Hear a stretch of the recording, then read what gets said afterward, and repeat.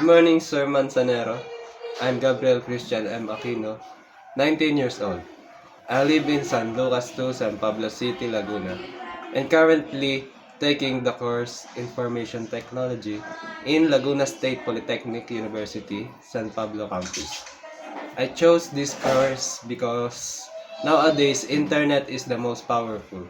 Which IT is the most suitable in this generation in terms of working?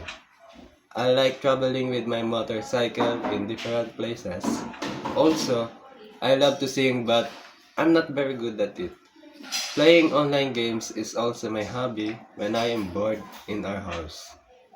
If you want to know interesting things about me, I am a joyful person whenever I'm surrounded by the people who I'm comfortable with. I also like to hang out with my friends after school. I have different circle of friends but I treat them equal. I have two brothers, one sister. I am the youngest one, that's why I have to obey my siblings' request.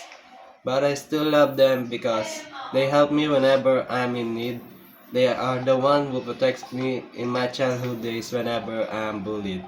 That's all and thank you for listening, Sir Manzanero. I hope you have a great day.